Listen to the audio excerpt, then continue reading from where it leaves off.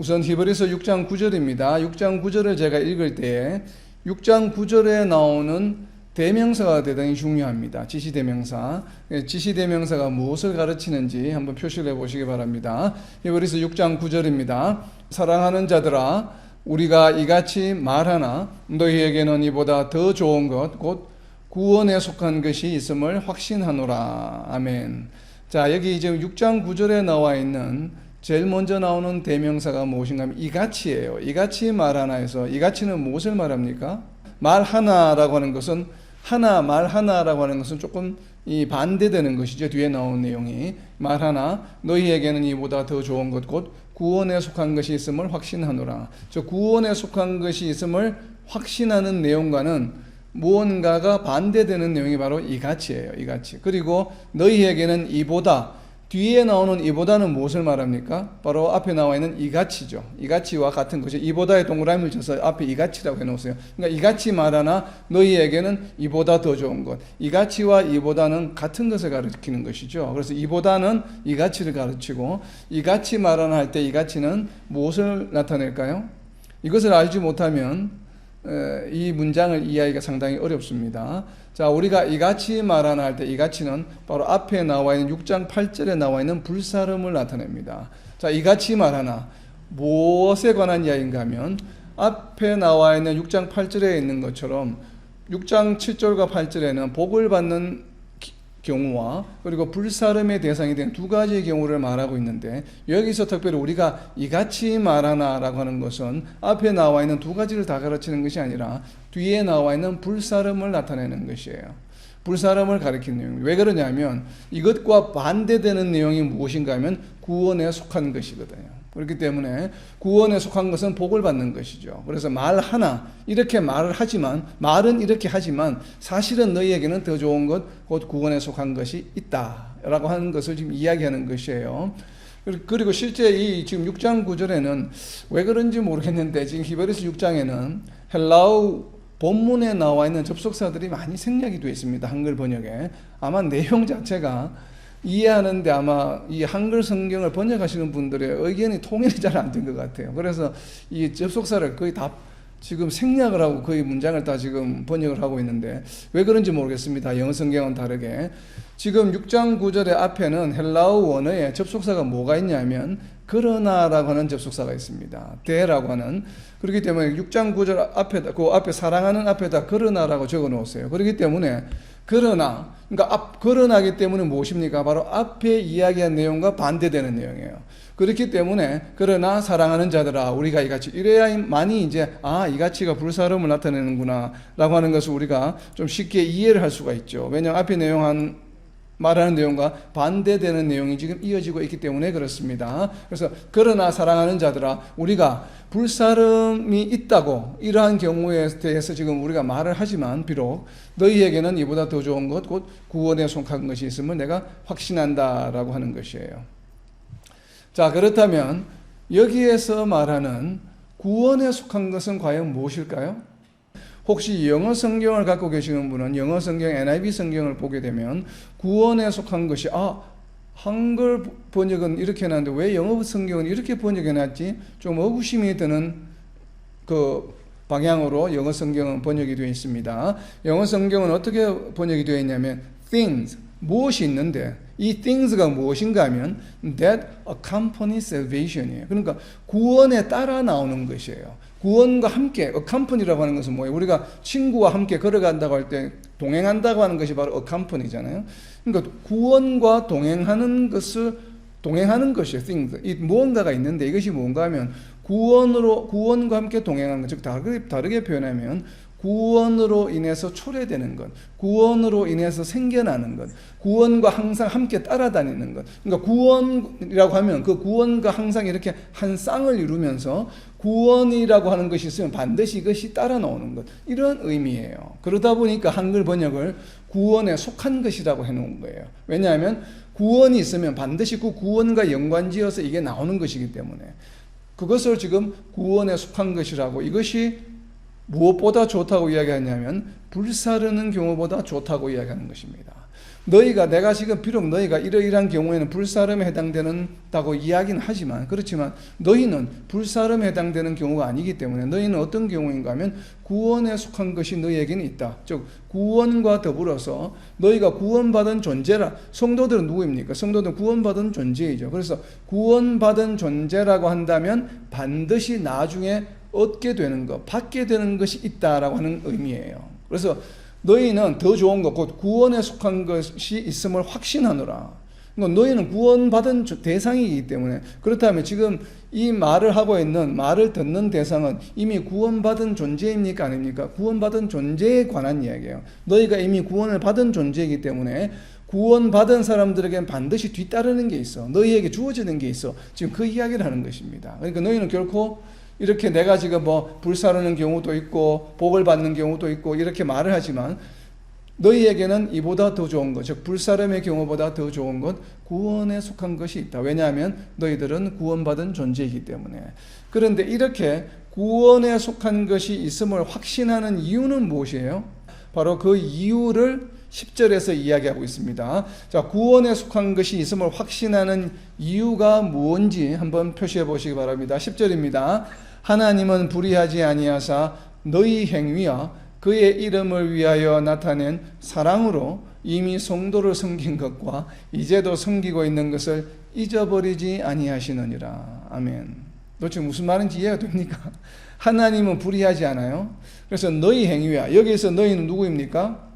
지금 이야기를 듣고 있는 히브리서를 받아서 듣고 있는 자들이겠죠. 그래서 너희 성도들이라고 하시고 너희 행위와, 그러니까 성도들의 행위와 그의 이름을 위하여, 여기서 그는 누구입니까? 하나님입니다. 하나님의 이름을 위하여 나타낸 사랑으로. 자, 여기에 사랑은 누가 사랑하는 겁니까? 하나님의 이름을 위하여 나타낸 누구의 사랑입니까? 너희의 사랑이에요. 성도들의 사랑이에요. 지금 이 내용이 빠져 있다 보니까 이 문장 이해가 어려운 것입니다. 사랑 앞에다가 너희라고 적어놓은 너희의 사랑으로 이미 성도를 섬긴 것과, 그러니까 지금 히브리서를 받고 있는 이 성도들이 사랑으로 옆에 있는 성도들을 섬긴 것을 말해요. 과거에도 섬겼고 지금도 섬기고 있는 것을 잊어버리지 아니하시느니라. 그럼 잊어버리지 않는 주체는 누구입니까? 바로 하나님이에요. 그러니까 다시 우리말로 좀 다시 제가 알기 쉽게 표현하면 이런 것이에요.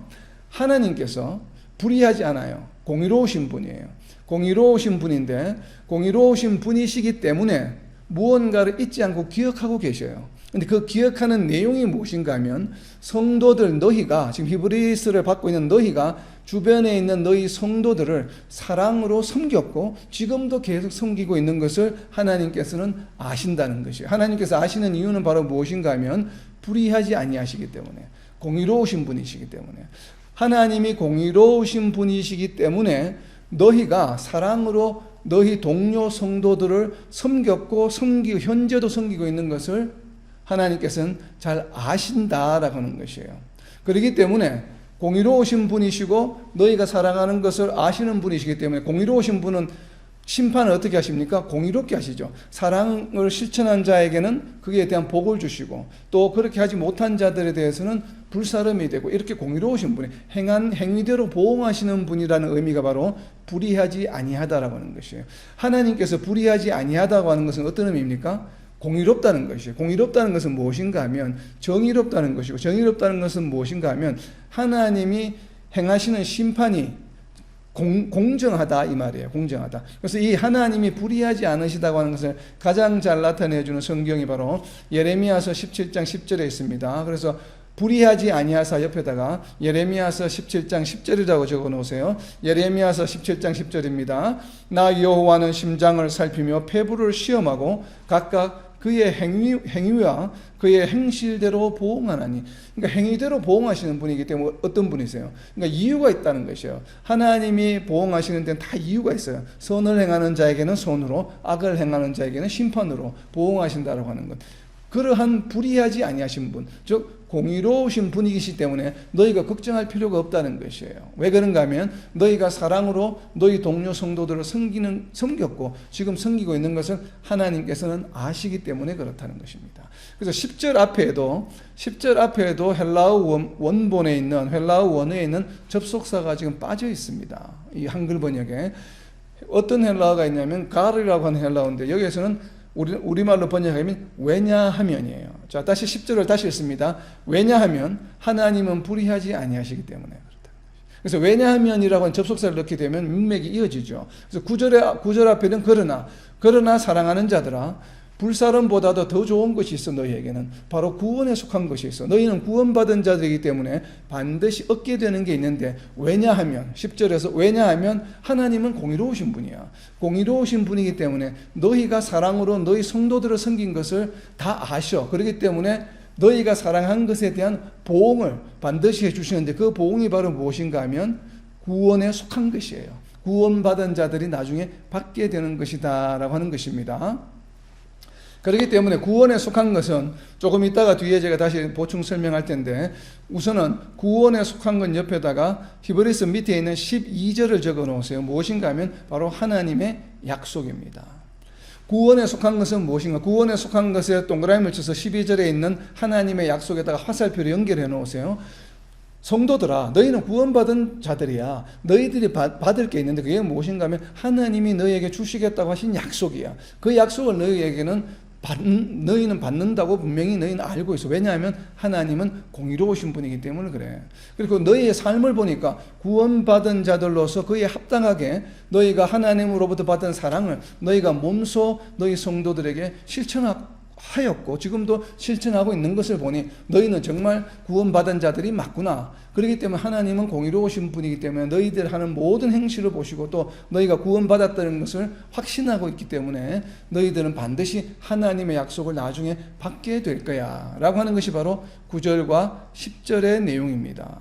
그래서 구원에 속한 것을 받는 자들이에요. 구원에 속한 것은 무엇인가 하면 12절에 나와 있는 바로 하나님이 해주신 약속을 말합니다. 자, 이어지는 11절입니다. 11절 앞에도 역시나 접속사가 빠져 있습니다. 자, 접속사를 하나 적어 놓으세요.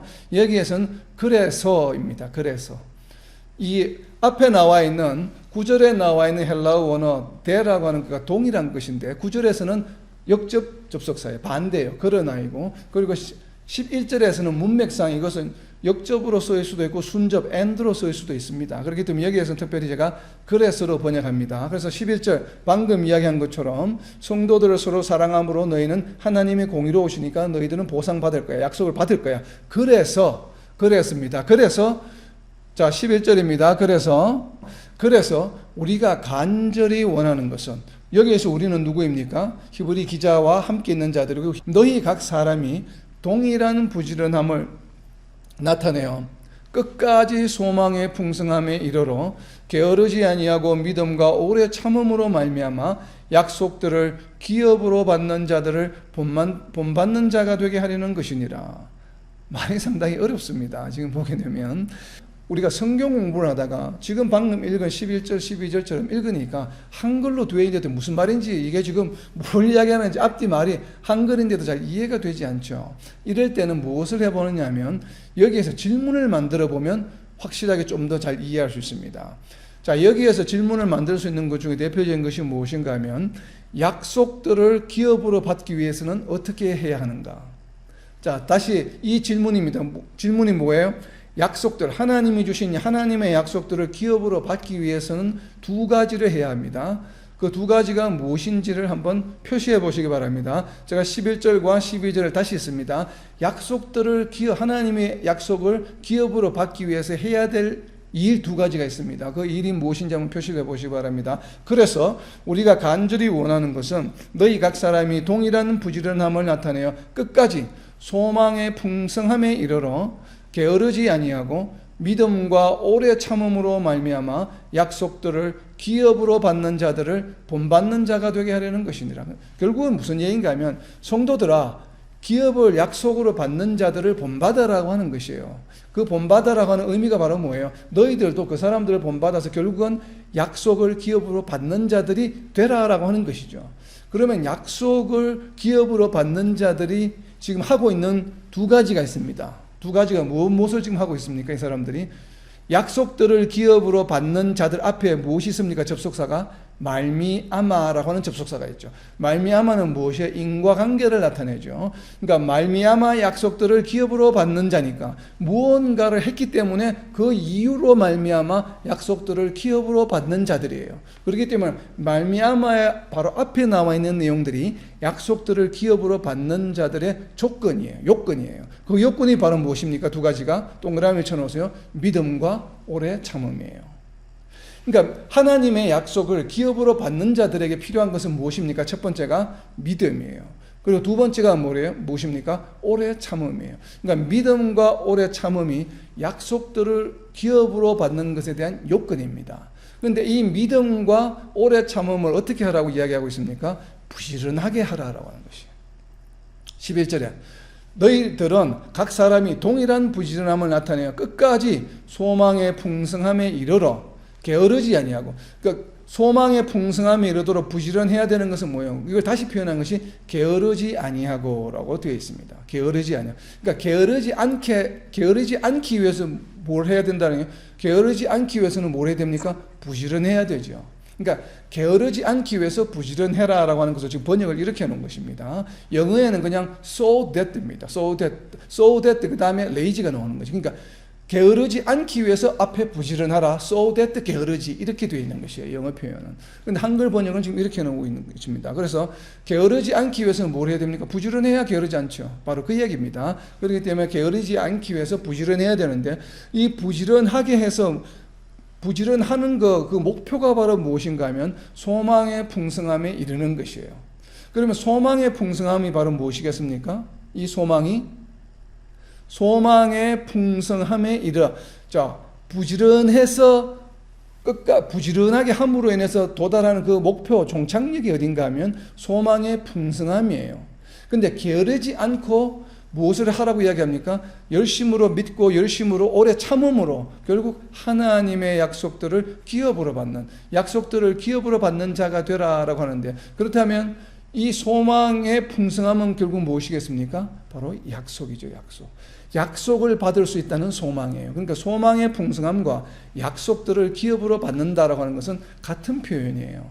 그것 앞에서는 부지런하게 너희가 부지런해서 소망의 풍성함이 이르도록 해라 라고 이야기하고 있고, 그 부지런함의 내용이 무엇인가 하면 믿고 오래 참는 것이에요. 그러니까 믿는 것도 오래 참는 것도 열심을 내어서 하라 이 말이에요. 자, 그렇다면 소망의 풍성함은 어떤 의미입니까? 소망의 풍성함은 무엇을 말할까요? 소망이 막 이렇게 많은 겁니까? 소망이 한 가지가 아니고 두 가지, 세 가지, 네 가지, 다섯 가지 막 많은 것이에요?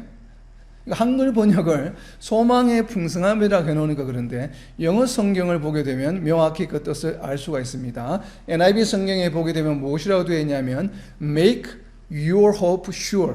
그러니까 뭐예요? 소망을 확실하게 하라는 얘기죠. 소망이 풍성하다는 것이 소망이 한 가지가 아니고 두 가지, 세 가지, 네 가지 많은 것처럼 양이 많아서 풍성하다는 의미가 아니에요. make sure예요. 확실하게 하는 것이에요. 확실하게 하는 것. 소망은 한 가지입니다. 근데 한 가지 소망을 어떻게 한다고요? assure하는 것이에요. make your hope sure. 그러니까 확실하게 하라고 하는 것이에요. 이것을 지금 한글 성경에 소망의 풍성함이다라고 했습니다. 이 풍성하다고 하는 헬라어 단어는 무엇인가 하면 full assurance예요. 완전하게 확신하는 것. 그러니까 assurance도 그냥 assurance가 아니에요. 무슨 assurance?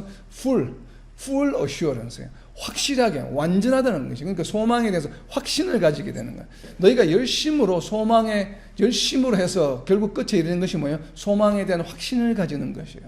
근데 소망의 확신이 바로 무엇이에요? 하나님의 약속을 기업으로 받는 것이에요. 이것이 바로 소망에 대한 확신이에요. 결국은 11절부터 12절까지의 내용은 무엇인가 하면 너희가 열심으로 믿고 열심으로 오래 참고 정말 열심으로 오래 참아서 결국은 하나님이 성도들에게 주신다고 약속하신 그 약속을 나중에 너희가 기업으로 반드시 받는다고 하는 소망을 확실히 가져라. 이 말입니다. 이 말. 그러니까 이거는 뭐예요? 지금 핍박을 받고 있어요. 유혹을 받고 있습니다. 그리고 어려움을 겪고 있습니다. 그런데 굴하지 말고 너희가 열심을 내어서 말씀을 결국 믿고 또 열심으로 그 핍박을 잘 견뎌내어서 나는 결국은 나중에 내가 이렇게 열심으로 잘 오래 참고 또 잘 하나님의 말씀을 믿고 행하다 보면 결국에 나중에 나는 예수님이 다시 오실 때 하나님이 약속하신 것을 내가 반드시 받게 될 거야 라고 하는 그 소망을 붙들고 어떻게 하라는 얘기입니까? 오래 참아라 라고 하는 것이에요. 바로 이 소망을 확실하게 하는 것입니다. 자, 소망이 이런 것이 과연 무엇일까를 잘 모를 때는 성경의 다른 부분을 찾아보면 됩니다.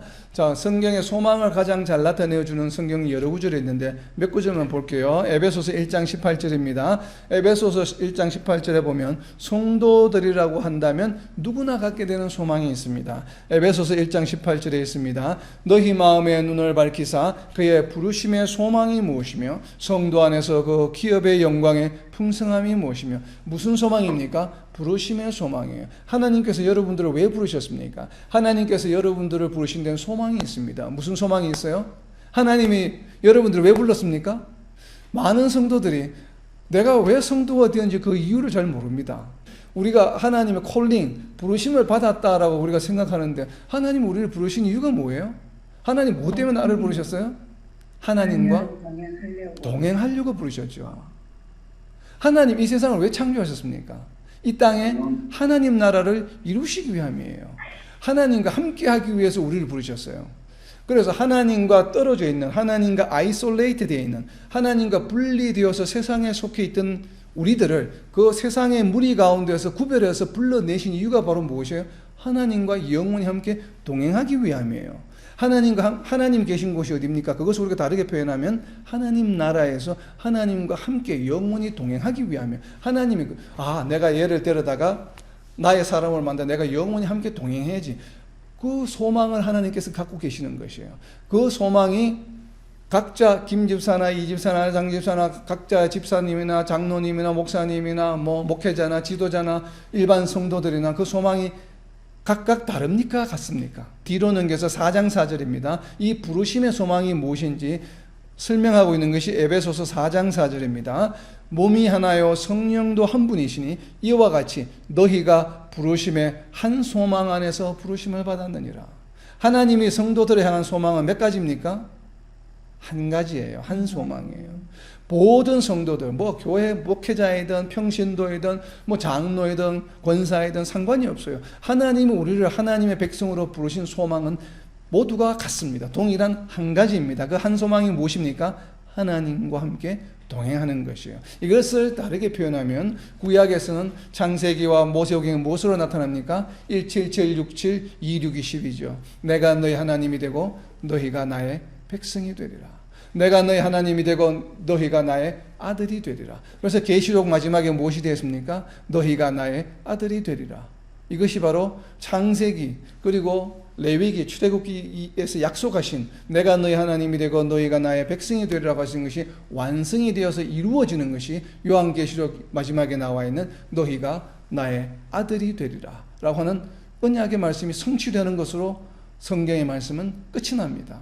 이와 같이 하나님이 우리를 부르신 소망은 무엇이에요? 하나님과 함께 동행하는 것이에요. 우리가 가지는 소망도 무엇입니까? 동일한 것이에요. 나중에 예수님이 다시 오실 때 결국 우리가 부활해서 하나님과 영원히 동행할 것이야 라고 하는 이러한 소망을 가지고 우리가 이겨내어야 된다라고 하는 것이에요. 바로 그 이야기를 하고 있는 것입니다. 그래서 우리가 바로 부르심에 대한 소망이에요. 그리고 이 소망은 우리가 무엇 때문에 이 소망을 가질 수 있게 되었습니까? 우리가 이러한 하나님과 동행할 수 있다라고 하는 소망을 가지게 된 그 출발점은 무엇이에요? 그것을 나타내 주는 것이 바로 고린도전서 13장 13절이죠. 고린도전서 13장 13절입니다. 그런즉 믿음, 소망, 사랑 이 세 가지는 항상 있을 것인데 그 중에 제일은 사랑이라. 첫 번째 나오는 것이 바로 무엇이에요? 믿음이에요. 이 믿음으로 인해서 우리는 무엇이 생겼습니까? 하나님과 언젠가는 동행하게 될 것이라고 하는 소망이 생겼습니다. 바로 그러한 영생의 소망을 가지고 있기 때문에 우리는 그 어떤 것도 원수도 사랑할 수 있는 마음을 가질 수 있게 되는 것이죠. 그래서 믿음, 소망, 사랑의 순서로 지금 이야기하고 있는 것입니다. 바로 이와 같이 이 소망이라고 하는 것은 바로 믿음으로 얻을 수 있는 소망이에요. 자, 로마서 8장 24절입니다. 로마서 8장 24절에 가면 소망과 연관이 있는 또 말씀이 있습니다. 이 소망과 연관이 있는 소망으로 인해서 우리가 얻게 되는 것이 있습니다. 그것이 무엇인가 하면 바로 로마서 8장 24절입니다. 우리가 소망으로 구원을 얻었으면 보이는 소망이 소망이 아니니 보는 것을 누가 바라리요. 바로 여기서 말하는 소망은 바로 무엇입니까? 믿음이죠. 믿음, 소망. 우리가 언젠가는 내가 예수님을 믿기만 하면 하나님과 동행할 수 있어, 영원히. 바로 이것이 뭐예요? 소망이죠. 그 소망이 무엇으로부터 생겼어요? 믿음으로부터 생겼죠. 그래서 그 믿음으로 인해서 우리가 결과를 얻게 된 것이 무엇이에요? 그래서 구원을 얻었다고 하는 것입니다. 우리가 예수님을 믿게 된 동기가 무엇이에요? 예수님을 믿으면 하나님과 나중에 영원히 동행하는 영생을 얻게 된다고 하는 것이에요. 예수님을 믿음. 바로 그것으로 하여금 그러한 소망 때문에 내가 믿게 되었는데 그 믿음 결과가 무엇을 얻게 되었습니까? 바로 구원을 얻게 되었죠. 그렇기 때문에 소망으로 구원을 얻게 되었다라고 하는 것입니다. 그런데 이 소망이 바로 뭐냐면 보이는 것이 아니에요. 지금 눈에 보이는 것이 아니죠. 나중에 부활해서 하나님과 영원히 동행한다고 하는 것은. 그래서 눈에 보이지 않는 소망을 바라보고 믿음을 가졌기 때문에 구원을 얻게 되었다라고 하는 것이 바로 로마서 8장 24절의 말씀입니다. 결국은 이 소망은 무엇인가 하면 예수님이 다시 오심으로 내가 영생을 얻게 되는 것이에요. 그것이 바로 소망입니다. 성경을 읽다 보면 우리가 자꾸 이 만나게 되는 단어 중에 이해가 잘 되지 않는 단어가 있어요. 지금 12절에 나와 있는 기업을, 약속들을 기업으로 받는 자들 할 때 이 기업은 무엇을 의미합니까? 약속들을 기업으로 받는다고 할 때 기업의 의미가 무엇입니까? 상속이죠. 근데 왜 이것을 기업으로 번역했는지 모르겠어요. 아마도 제 개인적인 생각으로는 한자로 된 중국어 성경을 우리가 한글로 제일 먼저 번역을 하다 보니까 아마 한자적, 중국어적 표현에서 아마 기업으로 그대로 한글로 기업으로 번역한 것이 아닌가 싶어요. 이 기업이라고 하는 것은 무엇인가 하면 성경에 기업을 검색해 보게 되면 기업을 포함하고 있는 성경 구절을 보면 기업이 무슨 뜻이구나 하는 것을 좀 알 수 있게 됩니다.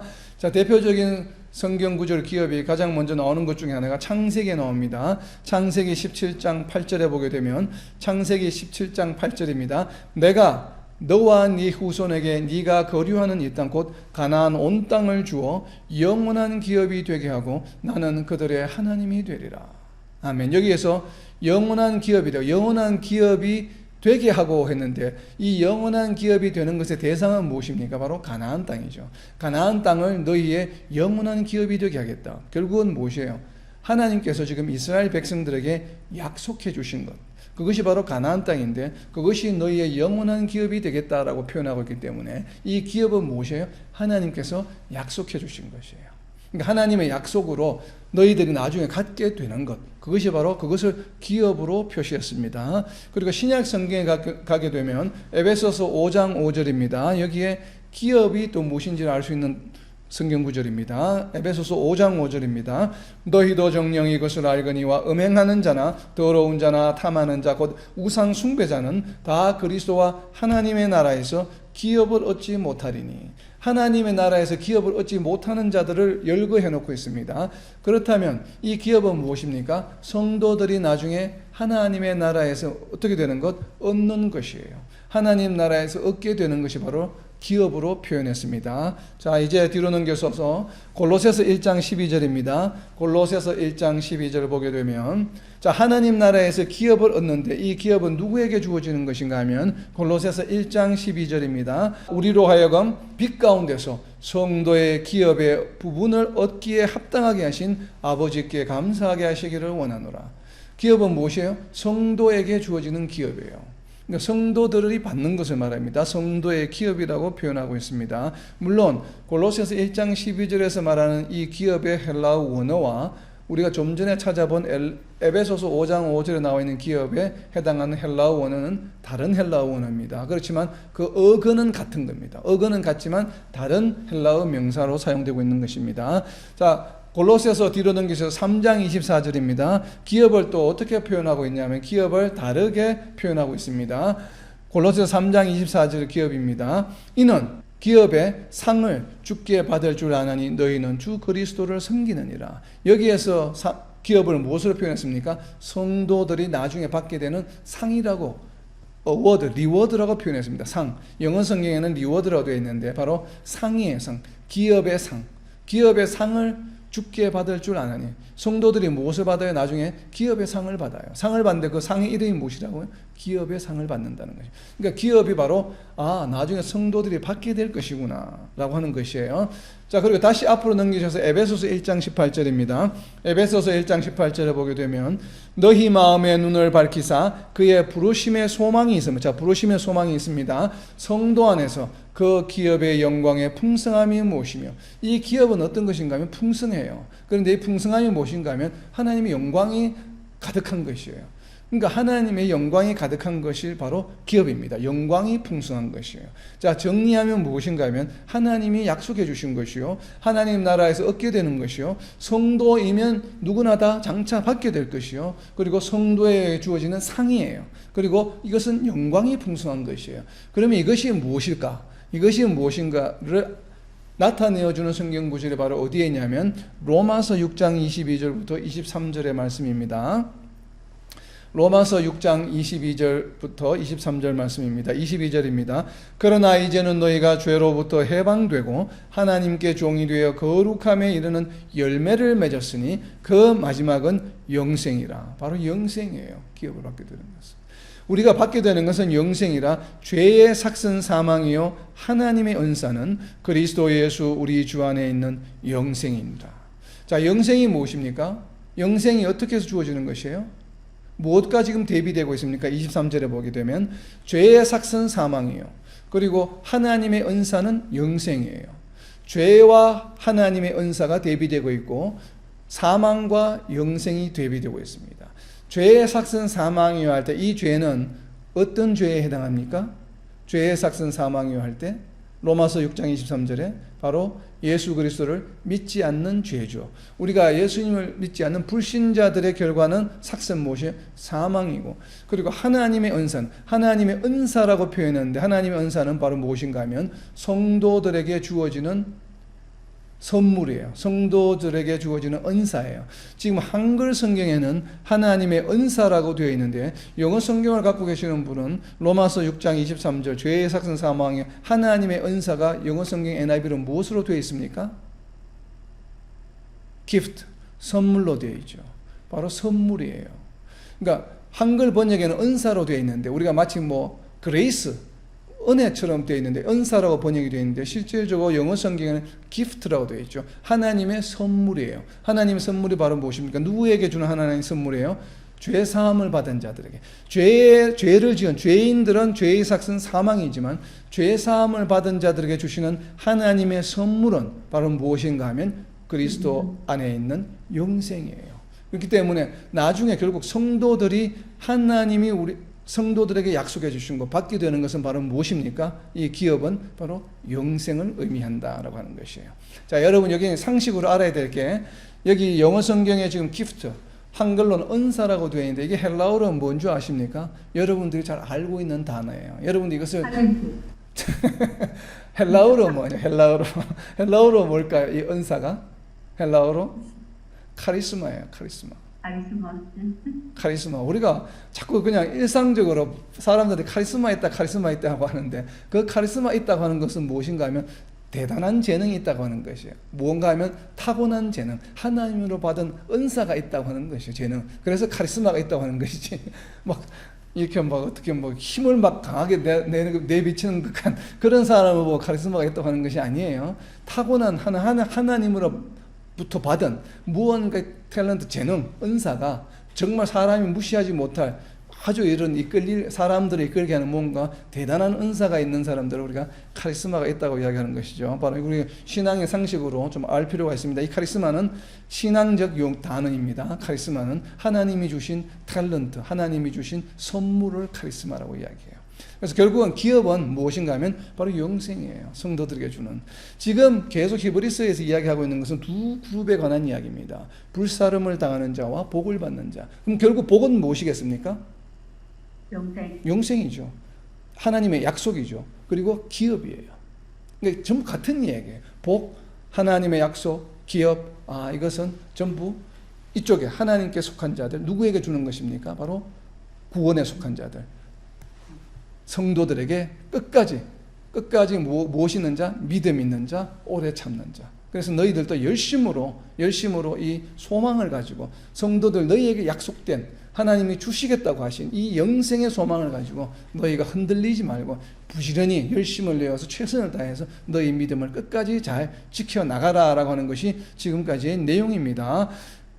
자, 이렇게 이야기하는 믿음을 가지고 끝까지 오래 참는 것을 부지런히 하며 얻게 되는 것이 바로 하나님의 약속이자 기업이죠. 자, 이어지는 13절입니다. 자, 이런 내용을 가지고 이야기되면 뒤에 나오는 내용들은 쉽습니다. 자, 그런데 13절에도 또 헬라어 원어에는 접속사가 있습니다. 접속사를 적어 놓으세요. 왜냐하면. 그러니까 지금까지 이렇게 이야기했어요. 그렇기 때문에 왜냐하면 설명해 주는 것입니다. 다시. 왜냐하면 하나님이 아브라함에게 약속하실 때에 가리켜 맹세할 자가 자기보다 더 큰 이가 없으므로 자기를 가리켜 맹세하여. 자, 여기에서 말하는 자기를 가리켜 맹세하여 할 때 자기는 누구를 나타냅니까? 하나님이죠. 그러니까 더 큰 이가 없으므로 자기를 가리켜 맹세하여. 그렇다면 자기를 가리켜 맹세한 이유가 무엇입니까? 우리가 이런 질문을 만들 수 있죠. 이 13절을 가지고. 여러분들이 성경을 공부할 때 가능하면 성경 구절을 읽으면서 거기다 질문을 만들어 보세요. 자, 방금 읽은 13절을 가지고 질문을 만들면 왜 하나님께서는 자기를 가리켜 맹세하셨습니까? 하나님이 아닌 다른 일을 가리켜 맹세하지 않고 하나님보다 더 큰 이가 없기 때문에. 왜냐하면 13절에 그 내용이 나와 있죠. 없으므로 접속사지 않습니까? 인과관계를 나타내는 자기보다 더 크니, 자기가 하나님이죠. 하나님보다 더 큰 이가 없으므로 하나님을 가리켜 맹세하여. 바로 이 이야기예요. 쉽게 이야기하면. 근데 아브라함에게 하나님께서 약속하실 때에 그냥 이렇게 약속한 것이 아니라 맹세하셨거든요. 자기의 이름을. 하나님 스스로가 맹세해서 약속을 하셨습니다. 자기를 가리켜 맹세하셨는데, 자, 그럼 그 맹세한 내용이 무엇인가 하면 이어지는 14절입니다. 14절입니다. 이르시되 내가 반드시 너에게 복주고 복주며 너를 번성하게 하고 번성하게 하리라 하셨더니. 자, 하셨더니 하면 제가 뭐라고 그랬습니까? 하셨더니 하시면 어딘가에 기록이 되어 있네. 그럼 이 말씀이 기록된 내용은 바로 앞에 나와 있죠. 복주고 복주며 너를 번성하고 번성하게 하리라. 바로 이것이 말씀하신 내용이잖아요. 그럼 이것을 어디에서 했을까요? 하리라 하셨더니 창세기 어디에서 했을까요? 아브라함을 뭐 하실 때 하셨겠습니까? 아브라함을 처음으로 고향 땅에서 불러내실 때죠. 왜냐하면 아브라함은 고향 땅에서 잘 사는 집안이었거든요. 장사를 잘하고 있었어요. 조각품을 만들어서.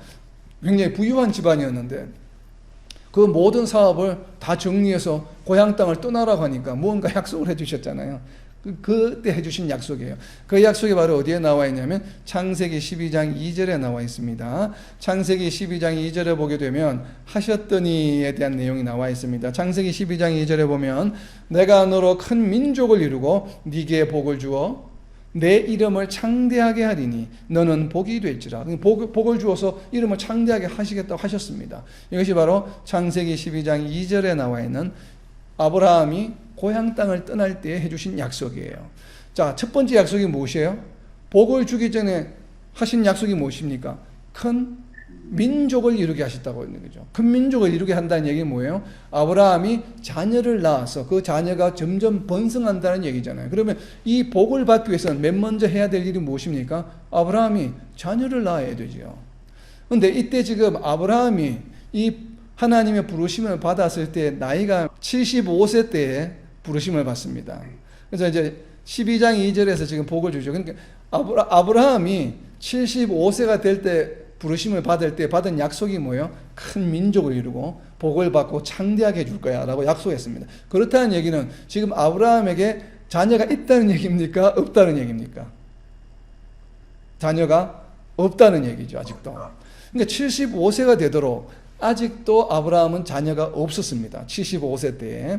그렇게 해서 아브라함의 여정이 쭉 되다가 그 다음 창세기 15장에 오게 되면 하나님께서 다시 아브라함에게 약속을 해주시는데 그 약속의 말씀이 바로 무엇입니까? 천막 바깥으로 나가서 15장 5절에 보게 되면 창세기 15장 5절입니다. 창세기 15장에 보게 되면 그래서 창세기 15장을 언약장이라고 이야기하는 것이에요. 창세기 15장 5절에 보게 되면 15장 5절입니다. 그를 이끌고 밖으로 나가 이르시되 하늘을 우러러 무뼈를 셀 수 있나 보라. 또 그에게 이르시되 내 자손이 이와 같으리라. 자, 창세기 12장 2절에서 해주었던 첫 번째 약속, 너로 큰 민족을 이루고 할 때 그 민족을 이루기 위해서 먼저 자손이 생겨나야 되죠. 그래서 창세기 15장 5절에서는 자손이 무뼈과 같이 많게 해주리라고 하는 약속을 해 주셨습니다. 바로 창세기 15장 5절에 이 창세기 15장은 어디에서 해주신 약속인가 하면 가나안 땅에 도착해서 해주신 약속이에요. 그래서 하란을 떠날 때 75세였고 가나안 땅에 도착했을 때도 역시나 같은 해입니다. 75세 때. 왜냐하면 하란에서 가나안으로 바로 왔기 때문에 그래요. 그래서 창세기 15장에서 이러한 약속을 해주셨는데, 그런데 자녀가 생기게 별과 같이 많게 해준다고 한 얘기는 우선 가장 먼저 아브라함에게 자녀가 생겨야 되죠. 아들이. 그런데 아들이 생겨나지 않았어요. 그래서 어떤 일이 일어나냐면 창세기 16장에 가게 되면 무슨 일이 일어나게 되면 처벌받아들입니다. 사라가 자기의 여종을 들여서 무엇을 하게 됩니까? 아브라함이 이스마엘을 낳게 되죠. 바로 이 이야기가 16장에 나오는데 이때 아브라함의 나이가 몇 세였냐면 86세입니다. 그렇다면 하란으로 떠난 지부로부터 지금 얼마가 지난 때예요? 11년이고 가나안 땅에서 약속을 받은 때로부터 약 10년이 지난 때예요. 왜냐하면 가나안 땅에 도착해서도 15장에서 별과 같이 많게 해주겠다고 했는데 10년을 기다렸는데도 아들이 생겨나지 않아요. 지금 아브라함의 나이가 85세가 되었습니다. 그런데도 아직도 자녀가 생기지 않아요. 하나님께서 큰 민족을 이루겠다고 약속하셨는데 아직도 자녀가 생기지 않아요. 그래서 사라가 하가를 이렇게 들여서 이제 이스마엘을 낳게 될 때 아브라함의 믿음이 흔들렸던 것이에요. 이것이 이제 아브라함의 믿음이 흔들린 것이죠. 물론 10년을 기다렸지만 그래도 마음이 흔들려서 결국은 이스마엘을 낳게 됩니다. 이것이 바로 아브라함이 몇 세 때였냐면 85세 때 임신을 해서 86세 때 이스마엘을 낳게 됩니다. 근데 이 이스마엘하고 이제 문제가 생기게 되죠. 그러면 이 이스마엘을 낳고 나서 이삭을 낳을 때까지 이삭을 몇 세 때 낳았습니까? 99세 때 임신하고 100세 때 낳게 되죠. 자, 이스마엘을 낳은 후로부터 얼마가 흘렀습니까? 다시 약 14년이라는 세월이 흘렀습니다. 그때에 바로 하나님께서 나타나셔서 아브라함이 99세 때, 사라가 98세일 때에 내년에 너희가 아들을 낳을 것이야 라고 약속하셨어요. 그때 사라가 웃었죠. 바로 그 이야기가 나오는 내용이 바로 이 17장에 나오는 이야기입니다. 그렇기 때문에 아브라함이 몇 년을 기다려서 결국은 이삭을 얻게 됩니까? 하나님 약속을 받은 때로부터. 하나님이 언제 약속해 주셨어요? 하란을 떠날 때. 그때가 아브라함이 몇 세였습니까? 75세 때였어요. 그런데 이삭을 얻은 때가 언제예요? 100세 때예요. 그럼 결국 아브라함은 몇 년을 기다려서 결국은 하나님 약속하신 아들을 얻게 됩니까? 25년이죠. 그런데 우리가 여기서 참 주의해야 될 것 중에 하나가 무엇인가 하면 하나님이 하늘의 별과 같이 너의 자녀가 많게 해주겠다고 약속하신 것은 언제예요? 몇 세 때예요? 아브라함이 75세 때 가나안 땅이에요. 이스마엘이 태어나기 전입니까? 후입니까? 이스마엘이 태어나기 10년 전에 약속을 하셨죠. 그러고 나서 10년을 기다렸다가 도저히 애가 생기지 않자 인간적인 방법으로 이스마엘을 낳게 됩니다. 그렇다면 이 이스마엘은 아브라함의 자손입니까? 자손이 아닙니까? 자손이죠. 아브라함의 자손이죠. 그렇지만 하나님께서 하란 땅이나 가나안 땅에서 하늘의 별과 같이 해주겠다고 한 원래 너희가 하나님이 계획했던 하나님의 약속의 자녀는 아니지요. 그러면 하나님 입장에서는 그 아브라함으로 인해서 낳은 이스마엘에 대해서 하나님이 가나안 땅에서 하늘의 별과 같이 많게 해주기로 하셨던 이 약속을 이행하실 필요가 있습니까? 없습니까? 있어요. 왜 있습니까? 약속하셨어요. 왜냐하면 이스마엘이 태어나기 전에 너의 자녀가 하늘의 별과 같이 많게 해주겠다고 약속하셨기 때문에 비록 이스마엘이 아브라함과 사라가 인간적인 방법으로 하나님의 약속을 끝까지 믿지 않고 인간적인 생각으로 어떻게 보면 불순종한 것이 되죠. 그 결과물로 생겨난 이스마엘이지만 그럼에도 불구하고 이스마엘은 아브라함의 아들인 것이 분명해요. 어찌 되었든 간에. 장자의 그런 특권을 가지지는 못하지만 하나님의 눈에는 그렇지만 아브라함의 자녀인 것은 분명해요. 그래서 하나님께서 해주셨던 이 약속을 지키시게 됩니다. 이것이 놀라운 하나님의 섭리. 하나님은 한번 말씀하신 것을 어떻게 하신다고요? 반드시 지키시는 분이다 이 말이에요. 그래서 우리가 좀 참고로 신앙의 상식으로 여러분들 좀 재미로 좀 알아둘 것 요거 하나만 하고 오늘 마치겠습니다. 자, 이게 하나님이 창세기에 나타난 언약을 제가 전부 한번 정리해 보았습니다. 공교롭게도 창세기에 나타난 하나님의 언약이 12가지로 나타납니다. 그 12가지의 약속 중에 생육하고 번성하라고 하는 약속, 이 생육하고 번성하라고 하는 약속이 창세기 1장 28절 처음 아담과 이브를 창조하시고 하신 약속이 있고, 그리고 노아의 홍수 이후에 다시 노아에게 생육하고 번성하라고 약속하십니다. 그리고 공교롭게도 그 다음에 생육하고 번성하라고 하신 이 생육하고 번성하라고 하는 이 단어가 사용된 약속을 누구에게 하시냐면 이스마엘에 대해서 하게 됩니다. 창세기 17장 20절에 보게 되면 아브라함에게 하신 말씀인데 바로 이스마엘에게 관한 언약이에요. 17장 20절에 보면 이스마엘은 크게 생육하고 번성할지라 이렇게 약속하셨습니다. 이 결과가 이루어졌습니까? 이루어지지 않았습니까? 지금 오늘날 우리가 목도하고 있죠. 이루어지고 있죠. 이슬람들이 엄청나게 생육하고 번성하고 있죠. 물질적으로도 풍요함을 누리고 있죠. 하나님의 약속이 21세기에도 지금 지켜지고 있는 것이에요.